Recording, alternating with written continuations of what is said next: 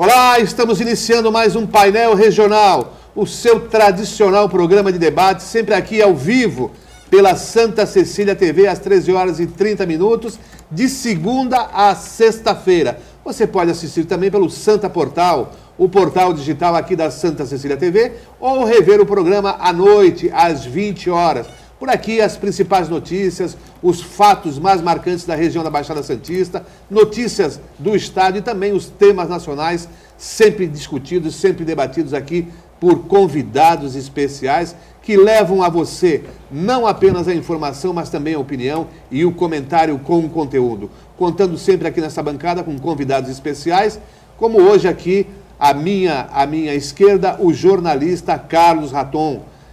Jornalista, repórter do Diário do Litoral, e lá na ponta o Cristiano Silva, professor Cristiano Silva, e repórter cidadão aqui do Painel Regional. À minha direita, o também jornalista e produtor rural, o nosso amigo, conhecido e que saiu aqui da região, mas parece que vai voltar. Se bem que, deixando lá os seus negócios, o agronegócio. O jornalista Nilson Regalado foi ex-diretor regional do Sindicato dos Jornalistas Profissionais do Estado de São Paulo, assim como o Carlos Raton, que o sucedeu no sindicato, e ambos fizeram um excelente trabalho. Lá na ponta, a Jéssica Souza, que daqui a pouquinho fala para você, telespectador, você internauta que acompanha aí pelo Facebook, que acompanha pelo Santa Portal, o nosso painel regional, como interagir, como mandar a sua sugestão, como mandar a sua crítica, a sua posição, enfim, a forma de participar e de interagir aqui conosco do Painel Regional. E apresento agora também os jornais parceiros aqui do Painel Regional, como o Diário do Litoral, que traz como manchete hoje: comércio tem pior dia dos dias dos pais em 11 anos. Comércio tem pior dia dos pais em 11 anos. Passo aqui para o Raton e para o Cristiano Silva uma edição do Diário, assim como para o Nilson Regalado. Outro jornal parceiro do mesmo grupo do Diário Litoral é a Gazeta de São Paulo, que tem como manchete: ex-tesoureiro do PT vira réu na Lava Jato. O terceiro já, Ex-tesoureiro do PT vira réu na Lava Jato. Vai aqui uma edição da Gazeta para o Raton e outra ali para o Cristiano Silva, nosso repórter cidadão, assim como uma edição para o Nilson Regalado. E a gente já vai começando aí os cumprimentos dos nossos convidados. Começa aqui pelo Raton. Raton, tudo bom? Tudo prazer bem, em revê-lo. Prazer é meu, Heraldo. Prazer, Jéssica. Nilson, companheiro Nilson. Cristiano. É muito bom estar aqui. Espero contribuir com o programa de hoje. Muito bem. Cristiano Silva, tudo bom, Cristiano? Meu caro repórter cidadão. Boa tarde, Heraldo. Mais uma vez, parabéns pela condução do painel regional.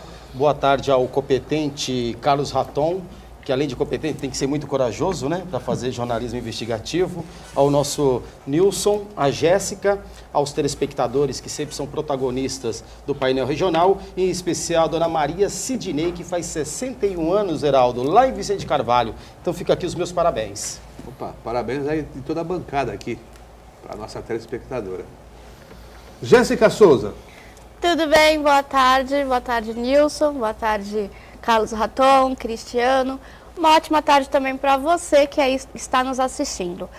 Pelos telefones 3223-1120 e 3223-7676, você pode mandar sua dúvida, sua sugestão, pergunta, o que você quiser. A bancada é bem democrática. E também pelo Facebook, facebook.com/Painel Regional TV. Participe com a gente. Deixei de propósito o nosso convidado, Nilson Regalado, para falar por último aqui. Tudo bom, Nilson? Muito bom, tudo ótimo. Abraço, Cristiano, meu prezadíssimo amigo Carlos Raton, meu grande amigo Heraldo, Jéssica, o amigo que nos acompanha em casa. Antes de mais nada, eu quero dizer que é uma honra, um prazer estar falando para esse microfone. 20 anos de carreira, hein? Primeira vez que eu falo no microfone da Santa Cecília TV, um prazer. E eu quero mandar um abraço, se me permite, onde quer que ele esteja, ao Dr. Milton Teixeira, um homem íntegro, um homem correto que eu conheci acompanhando o Santos em excursão internacional e que sujeito sensacional que deixou esse legado fantástico para a educação, para o esporte, para a cidade de Santos, né? Em nome dele, um grande abraço, eu mando um grande abraço a toda a família Teixeira. É verdade, o Nilson Regalado também enveredou aí pelo jornalismo esportivo e acompanhou o Santos aí numa turnê internacional, viu, Raton? Sabia disso? Não sabia, não. Não sabia, não. Estivemos no México acompanhando o Santos, Olha aí. sob a chefia da delegação do Dr. Milton. Uma jornada muito bacana, o Dr. Milton deixou uma imagem extremamente positiva do Santos e da cidade de Santos, por onde nós passamos lá pelo México. Fazendo dupla com o nosso querido Armando Gomes. Sim, Guido Bortolomassi também, né? Na rádio com o Guido e na TV com o amigo Armando Gomes. Ô Nilson, às segundas-feiras a gente tem como convidado de cadeira cativa aqui o doutor Francisco Pacilo, que é um habitual frequentador das feiras. E ele sempre, na abertura do programa, faz um boletim das feiras. Ontem, ele falou da feira de Montevidéu, quer dizer, um pouquinho distante, diz que lá os produtos estavam baratos. Você, como repórter da terra, um homem que fala do agronegócios, qual é a dica que você deixa aqui para a dona de casa para esta semana? Essa história do feijão vai baixar esse preço? Até que ponto é verdade que os nossos estoques reguladores foram mandados para Cuba? O que tem de verdade nisso? Por que o feijão está nesse preço astronômico? Geraldo, por incompetência dos governos. Eu não falo só do atual presidente, chegou agora. Mas ele tem culpa no cartório também. Quando teve essa safra? Ele tem culpa no cartório também, porque ele demorou para Eu vou importar defender, feijão mano. preto da China. Ele demorou para liberar a importação do feijão preto da China. E cadê os nossos estoques? Para permitir que os grandes fazendeiros lucrassem com a falta de feijão no mercado interno. Dona Dilma errou também. Por quê? Lá em dezembro já se sabia que ia faltar feijão. Ela já poderia ter antecipado a importação de feijão preto da China e da Argentina. Não o fez. Então, e mais do que isso, desde o governo Lula, no governo do Estado, o governador Geraldo Alckmin, ninguém incentiva a plantação de feijão no país. Então, se nós estamos pagando caro pelo feijão hoje, nós devemos, em primeiro lugar, não posso ser hipócrita, em primeiro lugar, ao clima. Nós tivemos um El Niño mais potente dos últimos 20 anos. Isso é fato. Agora, a política também nos atrapalha. Agora, dizer que mandou para Cuba isso aqui de feijão, um punhado de feijão velho, sabe? Então, não é esse o motivo. Primeiro, é muito mais interessante produzir soja e exportar em dólar do que produzir feijão e vender em real, sabe? Enquanto o Brasil não mudar essa política econômica de valorização do dólar, nós vamos continuar pagando cara a comida dentro do Brasil. Não tínhamos estoque regulador, então? Estoque regulador muito baixo. Há 4, 5, desde o início da década que o Brasil vem importando feijão. O Brasil vem trazendo feijão da China desde o início da década. Agora, tem um outro fator. O brasileiro se acostumou a só comer feijão carioca.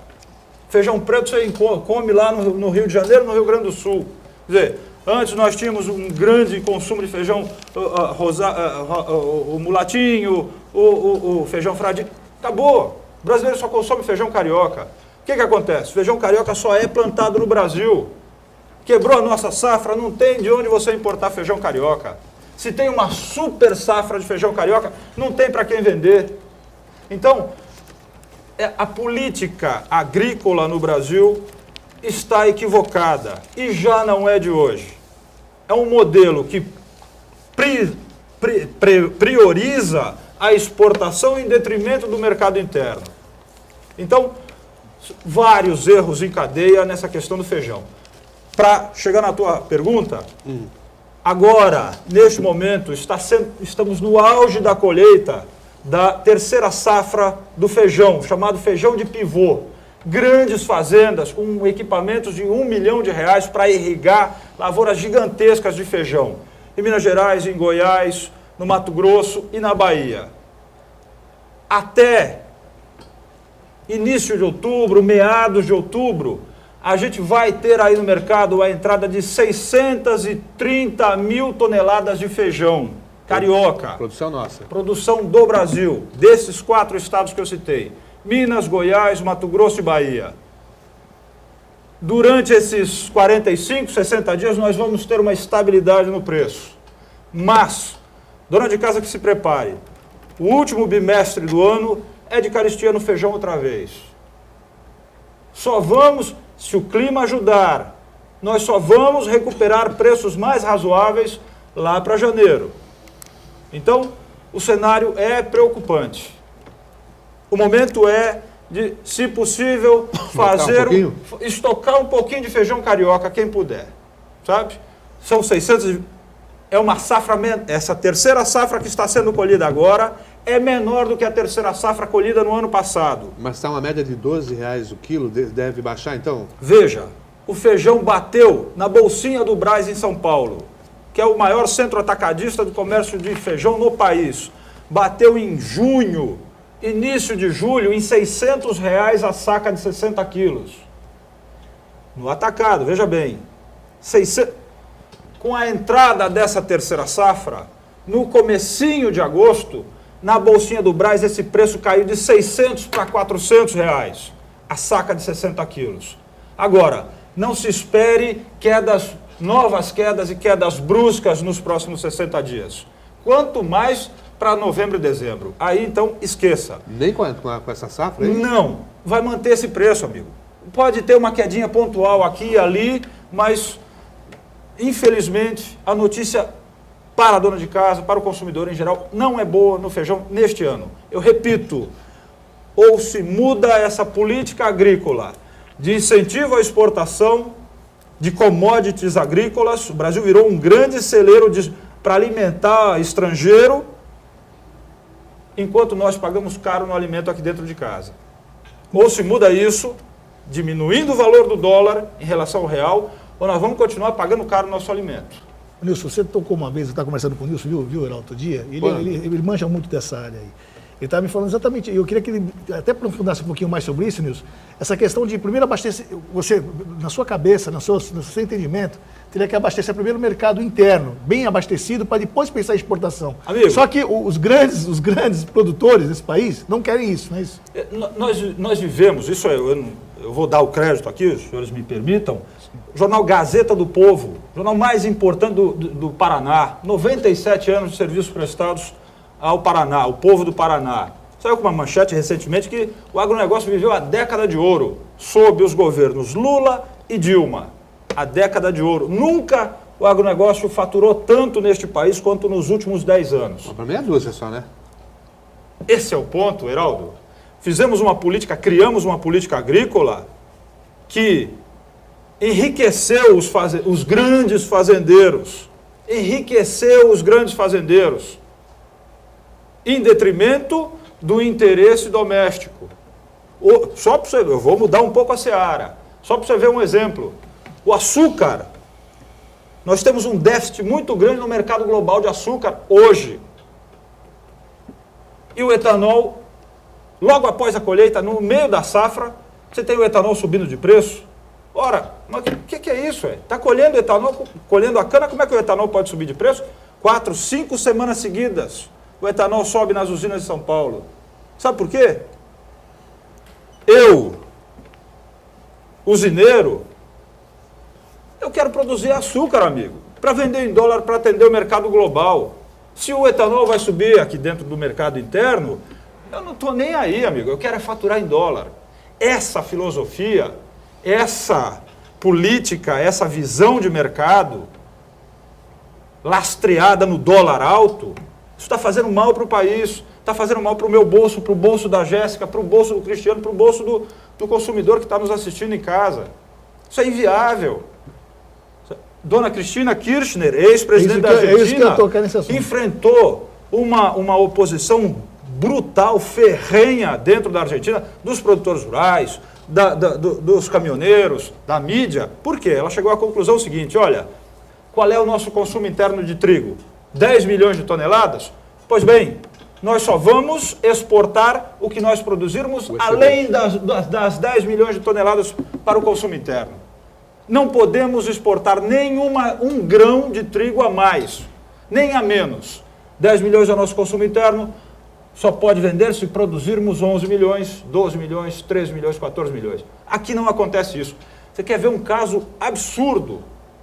O Brasil, há 12 meses, bate recordes sucessivos na exportação de milho. O Brasil se tornou um dos grandes players mundiais nos últimos 18 meses no milho, na exportação de milho.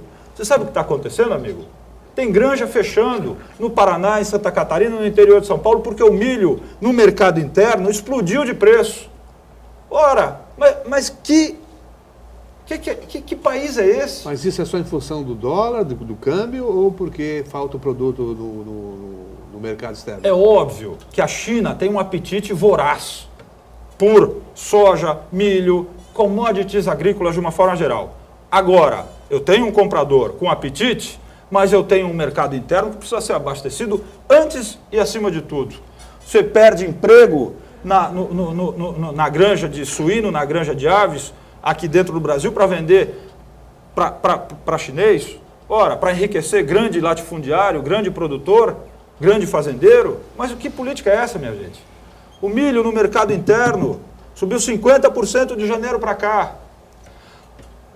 Eu vou citar outra vez a fonte, portal AveSite de Campinas, especializado no mercado de aves, apontou o seguinte: nos últimos 100 dias, o frango vivo subiu 28% no estado de São Paulo. Em Minas Gerais, a alta foi de 47%. Por quê? Porque não tem milho. O milho está caro. Enquanto isso, o grande fazendeiro está exportando milho para o exterior. Sabe? Quer dizer, isso está errado. Cristiano Silva, isso se reflete, você que acompanha o dia a dia do consumidor, nas feiras, se reflete no bolso do trabalhador, né? No bolso e no prato, né? Até porque o feijão, por muitos anos, foi o protagonista do prato do brasileiro. Se tinha o feijão, se tinha a carne. Depois, com a capitania hereditária de São Vicente, começou a se produzir o arroz e depois veio a salada. Então, quando você fala que o principal produto do brasileiro, ele está aí no preço astronômico, aí fica difícil. Eu estive em Curitiba há 3 semanas atrás e lá alguns restaurantes já não tem mais o feijão no prato.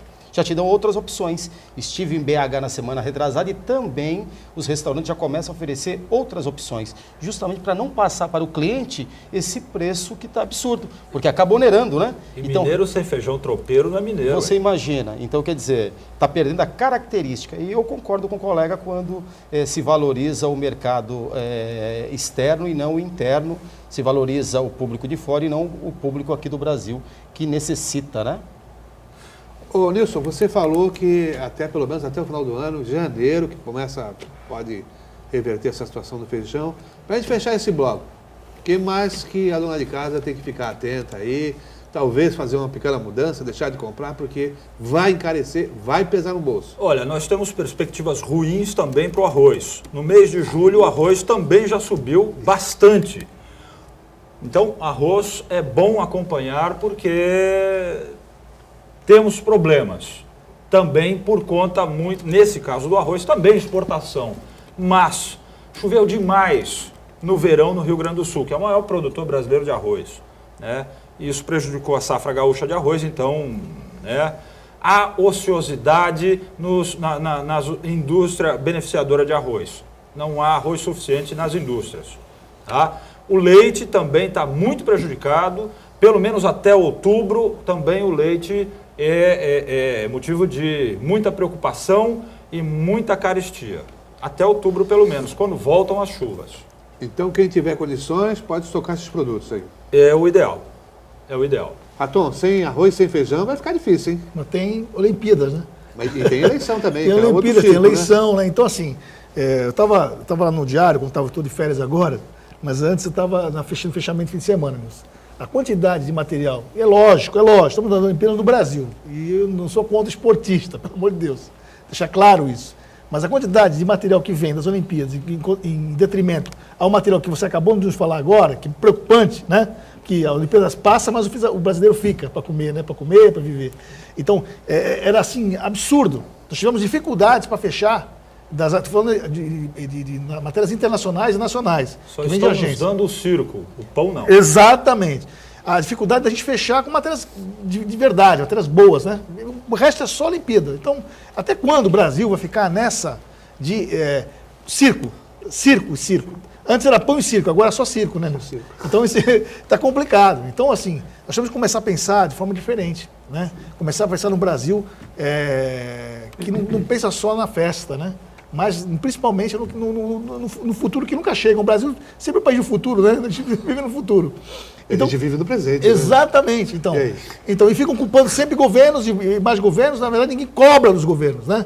Independente de que partido seja, ninguém cobra. Então a gente precisa começar a trabalhar isso. O brasileiro tem que começar a trabalhar isso.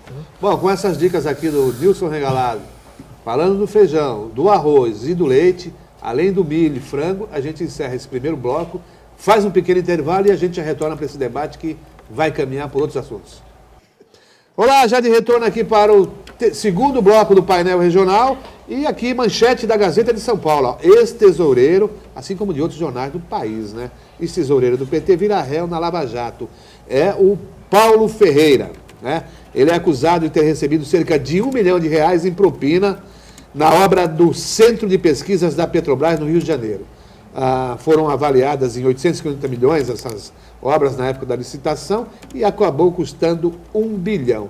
Além dele, outros tesoureiros também foram indiciados e também condenados. É o caso do João Vacari Neto, foi condenado dia 18 último a 9 anos de prisão e pagamento de multa de 420 mil, crime de corrupção passiva, na Operação Lava Jato.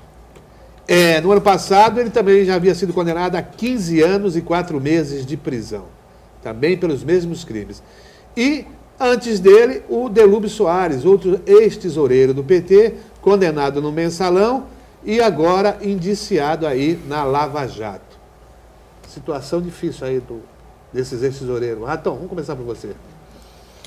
Eu sei que você fica meio chateado de falar dessas coisas. Não, eu fico chateado, mas... não. Eu acho que o PT se igualou a outros partidos, infelizmente, né? Se igualou a PMDB, se igualou a PSDB e outros partidos que a gente sabe que são corruptos desde que nasceram, né? Olha, e para engrossar mais esse debate, então, aquelas medidas propostas pelo Ministério Público, não é? Aquelas 10 medidas de combate à corrupção, já a comissão formada no Congresso já estuda fórmulas de afrouxar aquilo. Sim. Né? Sim. E para você ter uma ideia, ó, as medidas contra a corrupção foram entregues no Congresso no final de março. A comissão, com a presença do procurador Delton Delanoy, né, coordenador da Força Tarefa, em meio à turbulência do afastamento do Cunha. Os partidos demoraram até agora, o começo desse mês, a indicar membros para compor essa comissão. E já se fala em amenizar. Não, Caixa 2 não é crime. Se foi de boa vontade, não pode ser punido. Caixa 2 então, de boa vontade. Vai ficar difícil, né? Se o Congresso, composto pelos todos os partidos, já querem amenizar, não querem rigor nas medidas anticorrupção, a gente não vai sair disso nunca. Heraldo, teve duas notícias que o Nilson acompanhou também, o pessoal aqui da bancada deve ter acompanhado. Isso foi há uns 15 dias, saiu uma notícia, não lembro agora o site, mas é um site bem sério, dizendo que o Moro estava pensando em largar a Lava Jato no final do ano, que estava cansado. Né? Outro dia, teve uma outra informação, que ele está com dificuldade, hoje parece que saiu no jornal também, dificuldade de encontrar a mulher do Cunha, que ele não encontra, localizar a mulher do Cunha para chamá-la para depor. Né? É assim, então assim... ou esse país começa as coisas acontecerem, serem ruins para todos os partidos, né? Ou o que nós vamos ver o que vai acontecer aí, ó, né? Começar a amenizar os problemas, né? Enfim, fugir, falar que Caixa 2 agora não é bem assim, se for de boa vontade, nunca vi isso, mas tudo bem. Faz Caixa 2 no teu imposto de renda para ver o que acontece. Pois é. Ô, Cristiano, então, essas medidas aí do esforço, né, dos participantes lá da Força Tarefa da Lava Jato e essa comissão do Congresso já tentando amenizar, né, tirar do rigor da lei, né, essa alteração legislativa que se pretende fazer. Dentro dessa engrenagem, Heraldo, eu acho que o tesoureiro é o que tem a maior responsabilidade, porque é o que cuida do dinheiro. Então, quando você observa vários tesoureiros sendo processados, condenados, indo para a cadeia, é porque alguma coisa está errado. E o colega falou do tesoureiro, mas não é só o tesoureiro. Né? Existem aqueles membros do partido ali que, na realidade, utilizam o tesoureiro para tirar proveito. Coloca lá o boi de piranha, né? O famoso boi de piranha. Mas agora, nas eleições de 2016, eu acredito, Heraldo, que isso vai dar uma diminuída, até porque as doações agora são de pessoas físicas, né? E aí eu acredito que vai ser, a fiscalização vai ficar melhor, mais eficiente, porque a pessoa doou, ela vai declarar no imposto de renda. E aí, se ela fez alguma coisa de errado, não vai ter mais aquela empresa fantasma, como a gente está acostumado a ver, né? Dessas medidas que o Ministério Público propôs, eu sou contrário apenas àquela que admite como válida a prova ilícita. Isso aí eu acho que é um desvirtuamento, vai contra todos os princípios de defesa. Quer dizer, e se a gente permitir esse tipo de coisa, amanhã são investigados os políticos. Depois, a gente fica na mão de déspotas e qualquer um de nós está sob o risco de uma violação dessa magnitude e acabam-se garantias de defesa e tudo mais. Nilson Regalado. Não me surpreende que o Congresso queira mudar as regras. Nós temos aí o pior Congresso que eu já vi. Eu acompanho política há 40 anos. Eu nunca vi um Congresso tão despreparado, tão vil, tão corrupto, tão sem vergonha como esse que está aí. Sabe? Me surpreende se isso for aprovado. Quantas são as medidas propostas? 10 propostas. 10. Se aprovarem uma, jogando para a torcida, tá bom, viu? Agora, o curioso é que quem, na verdade, instalou a comissão foi o então presidente interino da Câmara, o Valdir Maranhão. Né? O Valdir Maranhão instalou essa comissão especial para analisar, e os partidos, principais partidos da casa, como o PMDB, PT, PP, PSC e PCdoB, protelaram ao máximo a indicação de representantes. Quer dizer, se esses parlamentares não querem discutir medidas contra a corrupção, então eu acho que eles deveriam todos renunciar aos cargos, né? Então, mas na época que nós falamos de turno e foi para a rua, né? Aquele estardalhaço todo, né? Nessa hora, tínhamos que voltar às ruas, né? E vamos brigar para que essas 10 propostas sejam aprovadas o mais rápido. Vamos cobrar, né, de quem está lá. Vamos cobrar de quem está lá. 10, 9, 9. 9. 10 não, 9. Essa tudo bem, 9. Acho que você também não defende, não, né? Vamos cobrar dessas 9, né, que sejam aprovadas o mais rápido possível. Né? Vamos aprovar que o Supremo Tribunal Federal não seja tão partidário, né? Como é. Sabe? Partidário, sabe? Ou tem que ser outra regra. Não pode ter ministro do Supremo indicado pelo presidente da República. Tem que mudar isso, Heraldo. Tem que mudar a Constituição. Tem que mudar essa Constituição. Tem que mudar. Né? Então vamos mexer nas coisas, vamos mexer de vez, vamos mexer para valer. Não é? E não ficar mexendo quando convém. O meu amigo é corrupto, mas é meu amigo, né? Não pode acontecer isso, né? Tem que partir para cima disso, pô. É isso. Nilson. Eu concordo com o que foi dito por você e por ele. Prova ilícita, jamais, isso não vale. E concordo que o STF precisa ser mais diligente, né? Você me permite até fugir um pouco dessa questão, dessa pauta? Claro. O que o STF fez na semana passada com a lei da ficha limpa, minha gente? Devolver para a Câmara dos Vereadores a responsabilidade... Foi o TCE. Desculpa, seja quem for. É verdade. Foi STF. Foi STF. Não considerou apenas a decisão do TCE. Positivo. Exato. Só aquela decisão não vale. Remeteu para a Câmara dos Vereadores. Tocou no assunto perfeito. O STF, no meu modo de entender, eu não sou advogado, mas sepultou a lei da ficha limpa. Devolve para a Câmara dos Vereadores. É a Câmara dos Vereadores que vai ter a última palavra para decidir se o prefeito é ficha limpa ou não? O que é isso? Quem tiver maioria... Eu entrego o cargo para você, meu amigo. Pode sujar a ficha que vai passar sempre uma esponja. Absolvido sempre. Agora, Nilson, o Tribunal de Contas... O prefeito que tiver conta rejeitada no Brasil a partir de agora, só se for um profundo incompetente para lidar com o legislativo. Vale Rorex, ô Cristiano, para limpar a ficha? Eu acho que no Brasil está valendo tudo, viu? Inclusive o Rorex.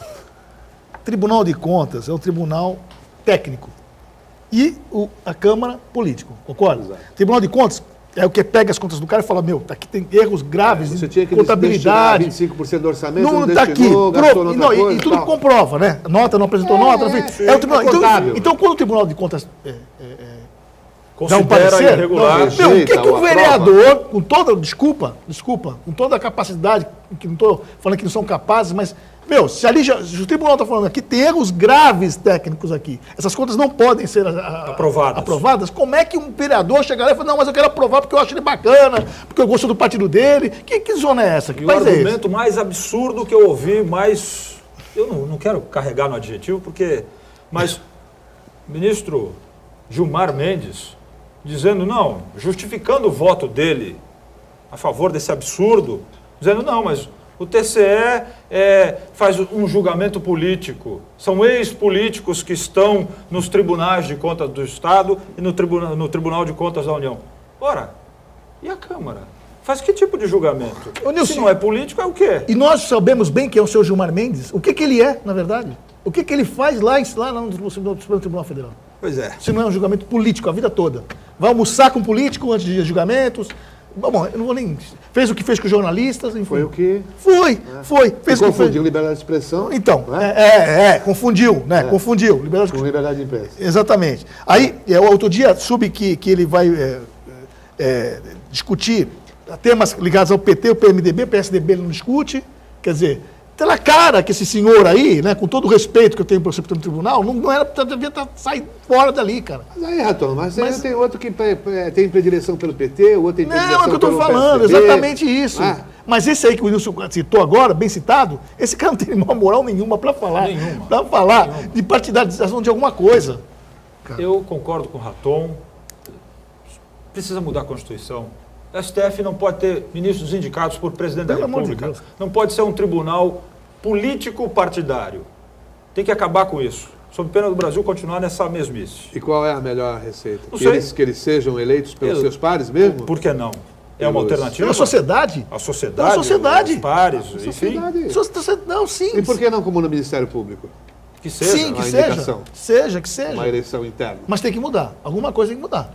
A OAB pode ajudar, né? Claro. Lógico, né? Então tem que ser assim. Se bem que a OAB já participa do 5º Constitucional, que muitos também acreditam que é uma outra disparidade aí da lei, assim como o Ministério Público, né? A partir das segundas instâncias dos tribunais, você tem a nomeação de membros indicados pelo Ministério Público e membros indicados pela Ordem dos Advogados do Brasil, que viram juízes vitalícios. Depois, uma vez aprovados, se tornam juízes. E para os tribunais também. Então você vai ter lá juízes oriundos do Ministério Público, juízes oriundos da advocacia. É o caso do Celso de Mello. Celso de Mello foi procurador da Justiça, mas entrou na carreira concursado. Foi promotor de justiça aqui em Santos. E hoje eu reputo como um dos melhores ministros lá do Supremo, que é o mais antigo, é o decano, né? Heraldo, quando você começa a pensar ter esse raciocínio, a gente observa que os 3 poderes, o legislativo você elege, o executivo você elege, o judiciário é o único poder que para você ingressar é através de concurso. Então ele, na realidade, é uma incoerência, Uma parte dele só. Uma parte. Porque a partir do 5º Constitucional a formação do Supremo, da Suprema Corte, ela é toda política. Eles são nomeados pelo Presidente da República. Ou seja, aí fica difícil. Pois é.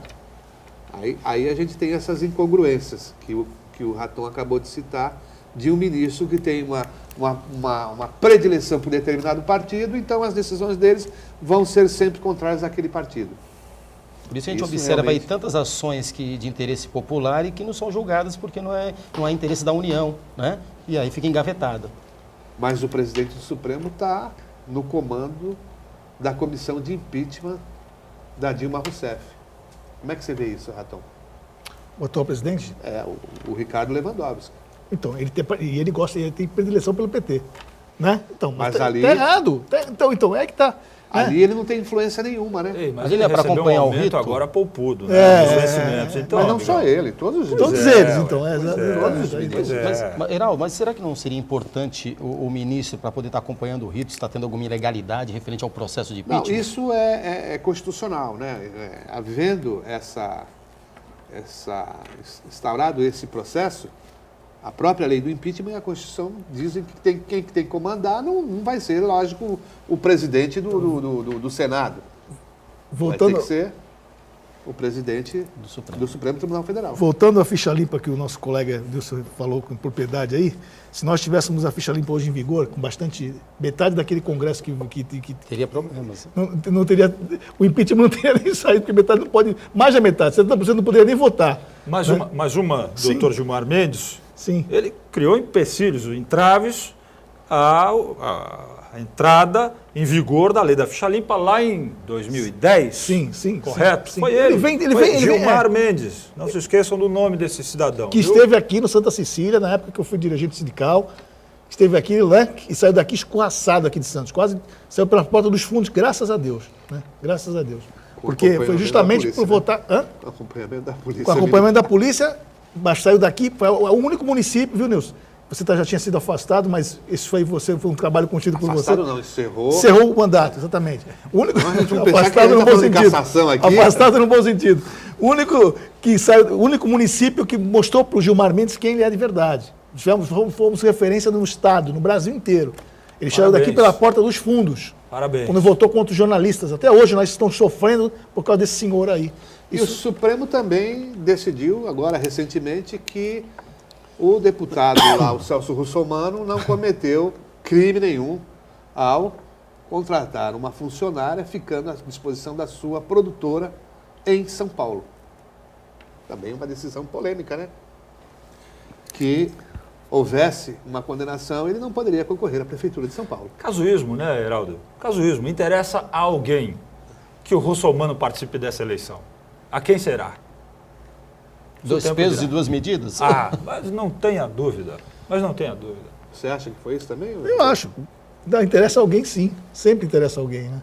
Quando se interessa um grupo, quando se interessa a justiça é maleável, né? É engraçado isso. Vai saber os acordos que Russomano eventualmente tenha feito, né, nos bastidores para cumprir depois de eleito. É o xerife da cidade. Enfim, fica no ar. Vamos fazer mais um intervalo e a gente já retorna daqui a pouquinho. Muito bem, já de retorno aqui para o terceiro e último bloco do Painel Regional, recebendo hoje aqui os jornalistas Carlos Raton, Nilson Regalado e o nosso repórter cidadão Cristiano Silva. Cristiano Silva, tem acompanhado as eleições lá no Guarujá, sua base eleitoral? Verdade, Heraldo. O Guarujá que vem aí com aproximadamente 10 candidatos, né? E as eleições de 2016, ela 10 tem... a prefeito só? 10 a prefeito. Bastante, né? hein? Bastante. Inclusive já bate o recorde, né? Porque das 9 cidades em 2012 foram 42 candidatos e em 2016 já são 56, se não me falha a memória. Então teve uma alta. Mas eu acho que... São 11 lá em Guarujá, não? Acho que está aí, porque foi autenticado agora, né? 16, eu tenho a relação dos 10. Ontem foi o último dia para poder autenticar. E as eleições... O senhor está me informando aqui, são 11. 11? Olha, então tem um a mais. Meu ponto aqui, eletrônico. E talvez até o final da semana ainda vai aparecer alguém, hein? Não, porque aí se pode mais, não, pode mais. Eu digo porque Foi torna ontem, público, né? Porque autenticou ontem, só se mas alguém até desistir tornar e tal, público. né? Mas as eleições de 2016, Heraldo, ela vem recheada de mudanças, né? Começando pela legislação, referente aos cavaletes, que já não pode mais, referente à própria doação de pessoas físicas, né? Que agora não pode mais a pessoa jurídica, o próprio tempo, que 90 dias agora caiu para 45, e o que me chama a atenção nessas eleições foi duas coisas. Primeiro, o número de legenda, muitas legendas. E o segundo, a pouca participação feminina. Lá no Guarujá, nós só temos uma candidata mulher, que é a Angélica Mariano, do PTC, né? Então, a gente observa aí que mesmo o TSE fazendo a publicidade, chamando a atenção das mulheres em participar da política, me parece que as mulheres não estão querendo participar desse rojão, não. Então, o Guarujá, ele tem muitos candidatos e vai ter também muitas surpresas. Mas curioso é que outro dia eu vi uma propaganda dessas obrigatórias, essas inserções, Partido da Mulher. Mas o presidente era homem? Brasil, né? Não sei se vocês viram. Partido da Mulher. O presidente é homem. O Brasil é. Raton, em Santos são 8 candidatos, é isso? É. 8 candidatos a prefeito, né? 8 É a candidatos a média, prefeito. normalmente, né? Um grande lance é qual o prefeito que vai realmente resolver os maiores problemas da Zona Noroeste. Eu insisto com isso, né? Porque a maioria dos prefeitos aqui, já governaram aqui, usam, parece que Santos só existe da linha da máquina para frente. Santos continua tendo a maior favela em palafitas do Brasil? Sim, senhor. Sim, Santos senhor. ou São Ninguém Vicente? sabe. Santos. Paquetá, aquela área todinha do Curtiço, centro ali. né? Santos Curti- continua tendo altos índices de doenças respiratórias ali nessa região central, Vila Nova, Paquetá e nos Cortiços. Cortiços. Exatamente. E o mercado ali, que o Heraldo conhece bem, né, Heraldo? Aquela situação, né? A família toda já seu pai, né? Trabalhou ali, enfim. Então, assim, quando é que os prefeitos vão começar a resolver esses probleminhas, né? Ficar pensando menos em ciclovia e mais em calçada, em ir para a Zona Noroeste, mais... Você está falando da Santos Novos Tempos, não é isso? Também, né? Também. Mas Que você novos tá um tempos, esses novos tempos nunca chegaram. Né? Mas você está um pouco assodado, porque ontem na discussão na Câmara lá, É. teve um vereador, falou que o Saturnino de Brito levou 35 anos para fazer os canais. Então, por que é que um prefeito vai resolver o problema da Zona Noroeste? Salve Vamos ter um Saturnino pouquinho mais de de Brito. Mas paciência. quantos anos existe a Zona Noroeste? Será que ele está certo, esse vereador? Desculpa. A vereador de Espera Santos, 35 anos para pagar o salário dele e ver o que ele fala. vereador de Santos são muito engraçados, chega a ser muito engraçado certos Aliás, esse comentários. programa, esse programa Santos Novos Tempos, ele foi mote de 2 campanhas para prefeito, né? Do João Paulo Papa, na sua reeleição. Santos Novos Tempos era a salvação, não só da Zona Noroeste, da cidade. E desde o primeiro momento eu fiquei na minha desconfiança, por quê? Em nenhum momento você viu esse trabalho em conjunto lá com São Vicente. Então, você vai tirar a água da Zona Noroeste e jogar onde, Nilson? É uma ilha. Você que é Vivemos produtor numa rural ilha. e também... Vocês vivem numa ilha, né? Ué, Então, você precisa trabalhar em conjunto.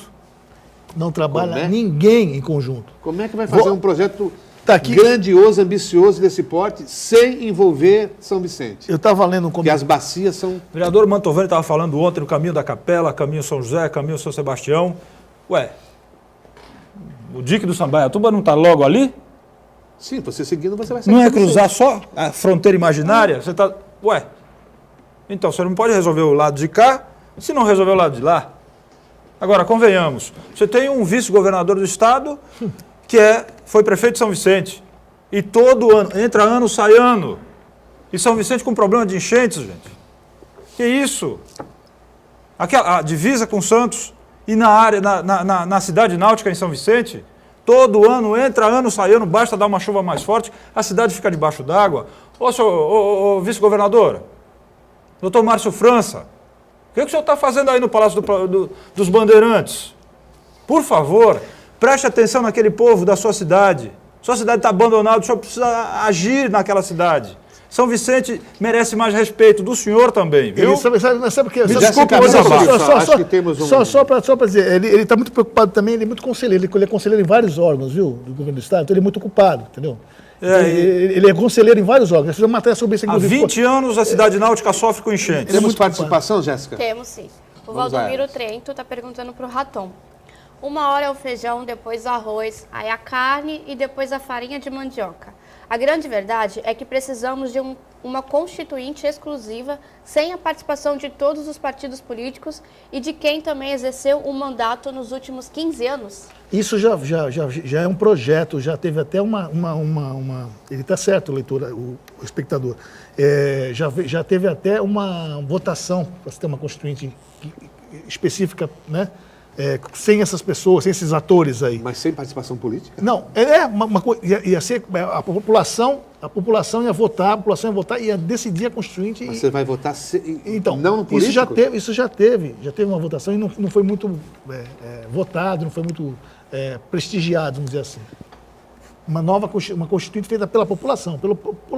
Você elegeria pessoas, uma pessoa da OAB, uma pessoa do sindicato dos médicos e sim formaria uma constituinte nova, lógico, né, lastreada com técnica, né, com pessoas técnicas. E aí sim, é o que o Um anteprojeto, talvez? Isso. Isso. Essa ideia é muito legal. Mas Sim. sem a participação política, você acha que ia dar certo? Mas não dá certo com política, não tem. Com política. Olha, eu acho interessante. Veja, Por quê? a própria lei da ficha limpa que a gente acabou de citar foi uma Exato. iniciativa que partiu da CNBB. Exatamente. Ué, exatamente. Confederação Nacional dos Bispos do Exatamente. Brasil. E as assinaturas foram recolhidas, basicamente, nas igrejas e paróquias do Brasil inteiro. Exato. As 10 propostas também, foi um movimento grande aí. Então, nesse- Pois é, então ué, é, do é o Ministério mesmo Público. princípio. Só Mas aí o é Brasil- para formatar um projeto de lei. Agora, Um você anteprojeto. formar uma comissão com Ela tem mas ela sem tem a fim, participação ela tem fim. Ela de tem- políticos, Você forma, faz a constituinte e se acaba. Ela não- entendeu? Tem um prazo. Tem um prazo. Eu acho que é a democracia verdadeiramente nas mãos do cidadão. O Brasil só vai Exatamente. mudar a partir do momento que o cidadão tomar o país nas mãos. Exatamente. Sabe? você Se o está morro dizendo que se descer. deixar na mão do político, Mas, nunca Nilson, vamos Não ter vai para mudanças. frente, não vai para frente porque há sempre o interesse por trás de tudo. Toda e qualquer iniciativa dos políticos há sempre o interesse pessoal. Mas, Nilson, o ser humano é um ser político. Será que o problema, eu não vejo na política, eu vejo em alguns seres humanos que utilizam da política para proveito próprio. 98%. Né? Infelizmente. Então a gente 98%. acaba colocando. Você falou da igreja, viu, Heraldo? Até peço desculpa, mas no dia 19 de setembro vai ter um debate com todos os candidatos lá do Guarujá na Igreja Matriz, em Vicente de Carvalho. Então tá aí a igreja participando também do processo eleitoral, que eu acho que é importante. A matriz não é no. Matriz lá do Vicente Ah, Carvalho. Vicente Carvalho. Rio, Carvalho. Rua Rio Grande do Sul, se não me falar Tá, agora. perfeito. Morei nessa rua. Morou? Olha aí. Outro ponto, Heraldo, por exemplo, a balsa, né? Eu insisto na balsa porque eu atravesso a balsa todos os dias, né? A balsa é um problema que... Eu estava escutando outro dia um comentarista que ele defende as PPPs, parceria público-privadas, e ele falou que, tranquilamente, com uma PPP, você resolveria esse problema da balsa. Porque para o cara Você que vai... fala da balsa ou uma ligação seca? Uma ligação seca, desculpa, ligação seca. Por quê? Para o investidor, ele quer lucro, lógico, ele vai investir, ele quer lucro rápido. Então ele tem vontade de que a coisa aconteça rapidamente por um preço menor. Então, porque ele quer logo aferir lucro, entendeu? Então as coisas vão sair muito mais rápido do que a gente imagina. O problema é que não se senta nem o prefeito de Guarujá, nem o de Santos, para discutir isso. Ô, Raton, você me permita uma parte? Lógico. Mas também não adianta fazer uma PPP, você pagar R$20, quanto é o pedágio da Imigrantes? 25? 23. 23? E a Pois é. balsa está... Eu circulo pela 11, Fernão 11. Dias, de Minas Gerais até São Paulo, de Belo Horizonte, do sul de Minas até São Paulo, eu não gasto mais do que R$5 em pedágio. Rodovia duplicada, em ótimo estado de conservação. Quer dizer, a PPP é muito bom, a privatização de estradas tá bom, mas vamos com cautela na hora de assinar esse contrato. Porque senão, quem vai pagar o preço somos nós, e um preço exorbitante. Eu não consigo acreditar que a Baixada e a Grande São Paulo estejam caladas em berço esplêndido com o preço desse pedágio que se paga aqui. Isso é inacreditável. Eu pago R$1 em cada praça de pedágio, um e pouquinho em cada praça de pedágio da Fernão Dias, no estado de Minas Gerais. É sim, mas... Repito, rodovia privatizada em excelente estado de conservação. Mas a conservação sai de outra fonte, viu? Não é eu tenho absoluta certeza que não é da concessionária. Quer dizer, a concessionária está ganhando só aquele R$1 de cada usuário, mas na verdade na hora de promover os reparos, aí sai do cofre O modelo foi do Tesouro diferente. Nacional. O modelo foi diferente. A estrada lá estava privatizada e a concessionária passou a administrar só. Tudo bem que o pedágio tem obrigatoriamente que ser mais barato neste caso, mas de 1 para 20, e quanto você falou? 23, 25? R$23. Nilson, o problema é o seguinte... Uma viagem de 60 e poucos, O 70 problema das quilômetros. balsas aqui é que o Heraldo sabe disso. Do jeito que está, não dá para ficar mais. Não dá para ficar mais. Ó, quando não para as embarcações, quebra, enfim, é muito ruim. É muito ruim. Quando tem como é, neblina, Mas não ninguém lançaram atravessa. maquete aí da ponte? Mas a maquete custou uma nota e não é só ficou na maquete, né? Parece que é 3 bilhões e meio vai custar se fizesse uma ligação, o túnel, 3 bilhões e meio. Não é possível esse valor. Eu sei que é debaixo d'água, mas não é possível que seja tão alto assim. E não precisa ser necessariamente naquele ponto. Naquele ali. ponto, exatamente. Eu não estou falando, exatamente. Então, assim, do jeito que está, o governo do Estado não ajuda a Baixada. Não ajuda a Baixada, a verdade é essa. Mais participação, César? Temos sim. A Maria da Zona Noroeste, ela disse que concorda com o Raton nas questões da melhoria para aquela para a Zona Noroeste, né? Diz que é deixada de lado, que não olham por lá, e a pergunta que ela faz é: o que pode ser feito para que os políticos, né, os responsáveis, façam a melhoria na Zona Noroeste? Que a população vá cobrar, bata na prefeitura, faça manifestação na porta da prefeitura, né? Eleja pessoas que realmente têm interesse na Zona Noroeste, né? Elejam pessoas de lá, talvez, não sei. O presidente da Câmara de pessoas Santos não é sérias. da Zona Noroeste? Pois é. Na Câmara, exatamente, Quantos anos ele tá lá? bem lembrado. Quantos anos ele está lá? Muitos anos. Eu acho que é o mais 5 antigo. mandatos? Então, vão até a Câmara, né, Mais antigo é o participem, Lascano. exijam, sabe, depositou o voto no camarada, cobre dele, porque Esse tá vocês lá, vão ver mas- agora, nessa eleição, muito prefeito prometendo uma montão de coisa para a Zona Noroeste. O Manuel um montão de Constantino coisa está para lá. Noroeste. E agora aqueles que nunca foram na Zona Noroeste vão lá. Não dizer sabem, nem exatamente, nunca pisam, Isso sabem nem é pisar na mais Zona grave, Noroeste. né? O que túnel nunca lá, o foram túnel, lá e vai falar, eu vou melhorar. É mentira. Vai nada. É mentira, não acredito. Você sabe. Vai nada. Pô, morador da Zona aqui em Noroeste, Santos você sabe. chegou a se pensar em mudar a calçada da Pompeia, uma calçada pronta da Pompeia, isso foi até manchete do diário. Calçada pronta na Pompeia, ser refeita a calçada para ser padrão de Santos novo, e a Zona Oeste sem calçada, gente. Então, quando tiver prioridade nesses políticos daqui, não adianta. O mais grave não é esse, Ratão. O mais grave é que aprovaram uma lei para padronização das calçadas em toda a cidade. Então, Quer dizer, então, você que mora em outro bairro que não esse da Pompeia ali, você vai ser obrigado a refazer a sua calçada. Sim, Você vai exatamente. gastar do seu bolso. Exatamente. Em contrapartida, aqueles que moram nesses bairros da Zona Leste vão ser agraciados aí com essa verba. Né? E muitos até parece que dizem que não querem, né? Olha, a calçada tá Foi boa. o caso desse que eu Não falei. precisa mexer. Meu, Isso é aquela chamada verba, Haddad. Carimbada, Carimbada. famosa. Então tem que gastar. Mas há gaste no lugar há uma que precisa. incongruência nisso. Gaste no lugar né? que precisa, pô. A Zona Noroeste é o segundo maior colégio eleitoral aqui de Santos? Lá também não tem a região turística lá do... Enquanto estiver custando sim. Enquanto estiver custando uma mureta de canal que quebrou ali na ponta da praia, aquela da maré, 550 mil reais. Não é só a mureta, né? Então, Mureta. E o cara que entrou, o engenheiro que eu entrevistei falou que gastava 50 mil para fazer. não, mas... Vai vendo a brincadeira. mas ele não ia fazer o... Ia fazer o quê? Tem as obras ali. pra Não, sustentar tudo. Ele só pensou no ladrilho e no cimento. Não, senhor, que aquilo é pré-moldado. pois é. Não, senhor, que 550 pau uma mureta dos 300 Não, metros de mureta? Claro, tá um pouquinho caro, mas e com outra? 50 mil não faz também. E outra, próxima ressaca, pode preparar mais 500 e pouco aí para fazer outra, viu? Exatamente. Mas se fizerem direito, não, né? O mar tá Amigo, o mar tá subindo. Todo ano é refeito aquilo, Raton. Todo ano que tem ressaca tem que refazer. Sem contar que a praia, da ponta da praia, está sumindo. Ou não é? O trecho de areia já sumiu, uma boa parte. Você sabe, você é daqui Mas da tá cidade. caro, tá caro pra caramba. Tá muito caro. Você me permite uma observação? A última que estamos encerrando. Sim. Vamos lá. Tá encerrando? Dona de casa, uma boa notícia para encerrar. Bom momento para comprar verdura e legume, viu? O clima tá ajudando. Não tem chuva forte, não tem geada, não tem nada disso. Então aproveite até outubro, novembro, começo de dezembro, que é época boa. Agora não tem essa do tomate, o vilão da inflação. Há quanto tempo não se fala nisso? E as frutas, isso, para acabar agora. Frutas efetivamente. também. Finalzinho da safra dos citros, tangerinas, laranjas. Está num bom momento para laranja, inclusive. Laranja lima, está num bom preço, viu? Laranja pera. Tangerina já começou a subir, já está acabando a safra. Muito bem.